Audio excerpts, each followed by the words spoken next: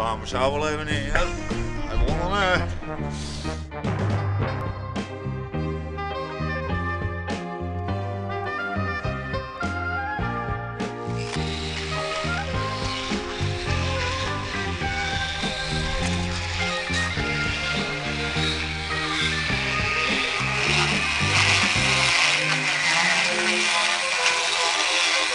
Nou, dit is, hij past bijna niet. Hij past bijna wel. Dus hij moet nog wat uitgeslepen worden. Nou, de meeste ploft er dus zo wel in. Alleen hier moet dus nog een klein beetje uit. Moet hem even helpen.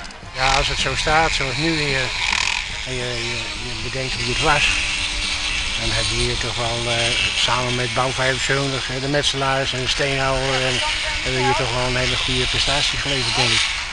Het was een hele strijd en het is een heel leuk team. Echt goede collega's waar we ook prima mee overweg kunnen. En dat helpt natuurlijk ook wel. En tussen nu en dan is het echt een afzien. Dan sta je hier drinken 7, 8 op die brug heen en weer te zwaaien. En met kromme handen van de kou. Maar als je dan toch weer, als je dan weer aan het opbouwen bent en je ziet het dan weer groeien. Ja, dan krijg je toch wel weer de kroon op je werk. Ja.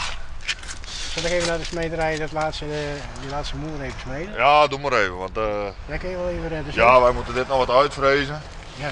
En die laatste ankers erin en dan kunnen we het daar aan die kant ook even afmaken. Dan zijn we hier, kunnen we het allemaal wat aanwerken. Dan maak ik hem ook even nuttig. Is goed, doen we het zo even. Oké.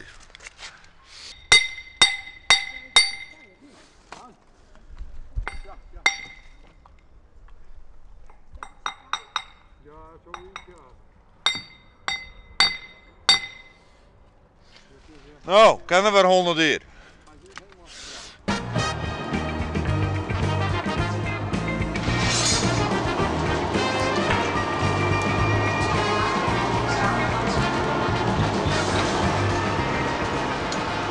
Gaat met gepast geweld. Ja, jij staat klaar. Ja, is mooi, is altijd mooi. Dat goed stukje reclame. Ja.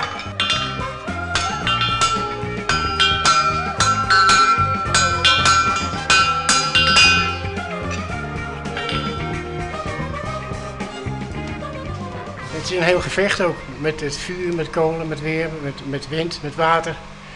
En daar heb je, ja, die overwinning, daar ben je toch weer een beetje trots op dan. Nou, dan gaan we even afsnijden. Ik ben vooral trots als ik van de zomer, als het mooi weer is, met het bootje er langs ga. Dat ik echt zoiets heb van, Johan, dat hebben wij samen met de